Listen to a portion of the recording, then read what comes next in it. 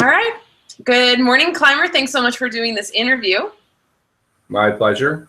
Could you go ahead and start by just sharing your name and what your current position is?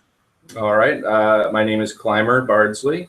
I'm currently the program director at Good Shepherd Mediation Program in Philadelphia, which is a community mediation center here in the city.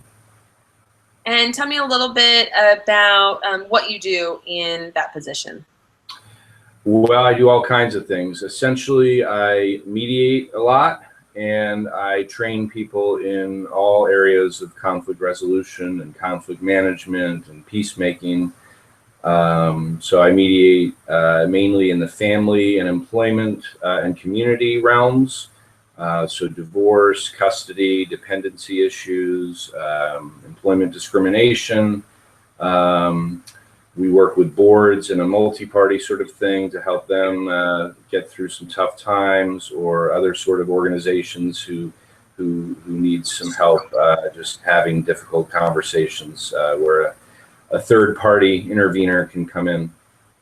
And I also, like I said, train people to become mediators, and then I train people who say have no skills around conflict and conflict management. Young people who've been arrested, for instance, or other folks who are hoping to work with those people. So when did you first hear about ADR or mediation? I would say in law school. I was at Cardozo, and there was this mediation clinic, and I was like, wow, that looks really interesting. And you had to apply, and I somehow managed to get in, and then it was sort of the seminal experience for me in law school, like I think it is for many people. And I had that, how do I do this for a living kind of question. And so, what type of advice did you get when you were asking that question?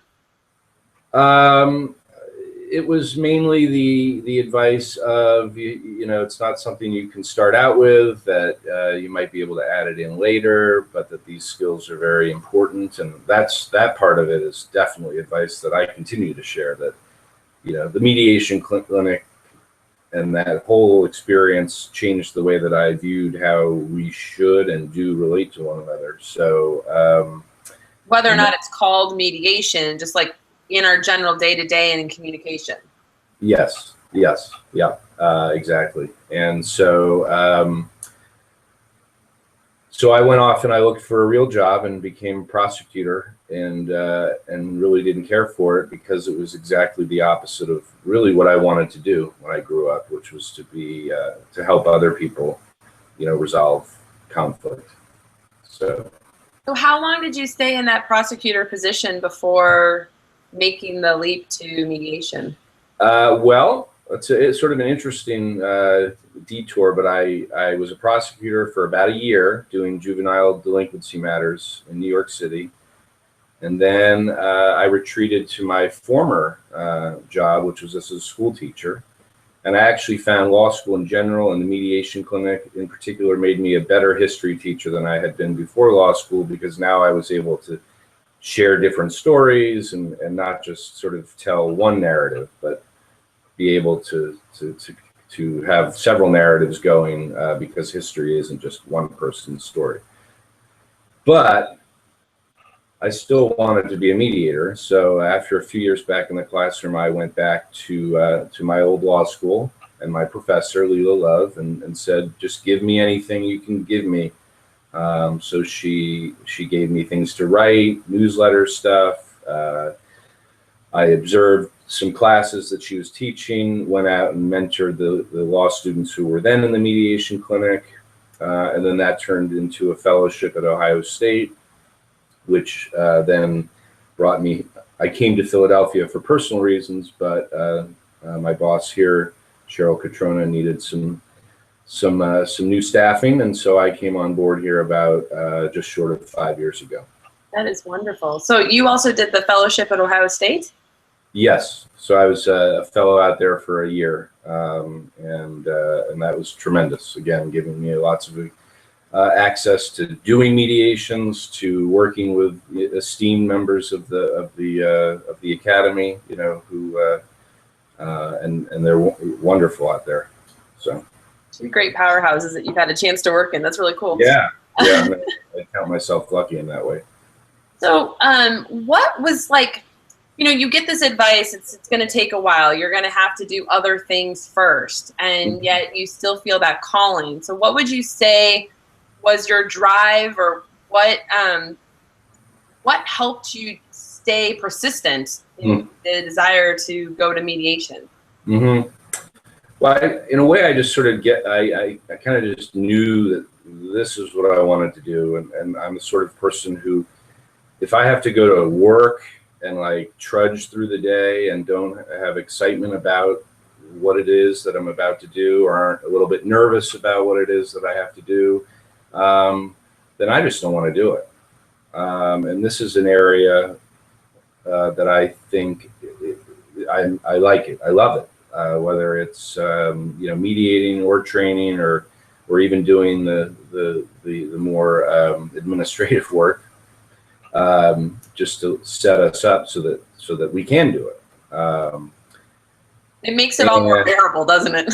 Yeah. So the pay certainly isn't great, and I think for me anyway, I had the teaching background, and I always knew that I wanted to continue to be a teacher, even if I wasn't a school teacher. So I continue to teach as well as work here at Good Shepherd. So I teach at Temple, well, I do a little work at the law school in their custody mediation clinic, but I also teach in their school of education, you know, doing negotiation, mediation sort of classes, and also up at Teachers College at Columbia University. So I sort of patched together what amounts to be an ADR career. Yeah. Am I a mediator? Yes, but I'm a lot of other things too. So it's I like that you're framing this whole thing as ADR as a profession, not, you know, mediator, because there's a lot of other stuff going on here. Well, so yeah, can you talk a little bit more about that? Like, why is it important for us to frame this beyond mediation, or more than just mediation? Well, mediation, the mediation field, as you know, has its own sort of internal arguments about who we are and what's a mediator and what isn't a mediator. But above and beyond that, there's whoever we are, we're a subset of people who likes to, or has a yen for seeing lots of different sides to a story. And so people find us useful when they're going through conflict, whether it's two people or two groups or one group, or it's useful just to be sitting at your dining room table and being a peacemaker. And it's useful in this sort of post-Ferguson world that we're living in. You know, all the articles I read about after these high-profile incidents occur talk about how the police and the community need to start communicating. And who better to kind of help that along than people who are experienced as neutrals, as people in the middle, as people who can help other people structure a highly charged conversation. So what advice would you give others? So if someone were watching this and they're thinking about starting their own career in ADR, what would you tell them to do?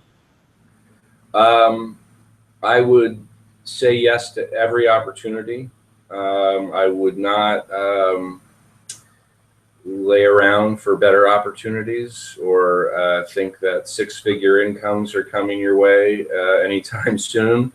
But you know, I came from a teaching background, so I have utilized that, you know, to help the bottom line, so to speak. But it's also stuff that I love to do. And I think that, you know, a lot of people who like mediation have also, well, they might have another interest. So, or another area of the law, for instance, that they're very good at. So sort of packaging those two things together, or if they do happen to go into a more conventional legal practice, making sure to keep that alive, and volunteering, and coming to places like Good Shepherd and taking trainings and becoming a volunteer and doing pro bono work, as a way of just building something, because I like to think that we're sort of in a movement-like process. I've been thinking that we're sort of akin to perhaps the settlement house movement of late. Slowly but surely, this is becoming institutionalized. So it's not just the older judges and seasoned litigators, but there's staff mediators and all sorts of organizations. There are ombuds people surfacing all over the place. There's a call for more dialogue. So, I think entrepreneurial folks can perhaps do something in this field. So I think there's that older narrative is it's wise, but it's certainly not the sole narrative out there. I like that. It sort of honors the truth of the older narrative that you need to practice or be involved in another career for many, many years before you might be hired as a neutral, but that there are these other stories, and yours is a great example of that. So anything else you'd like to share about your path to ADR or advice for others? I would follow the advice, which took me a little while to follow, of my friend Josh Stolberg, who said to me that if I'm interested in teaching, I shouldn't just look at law schools. I should look everywhere. Business schools, schools of communication, education schools.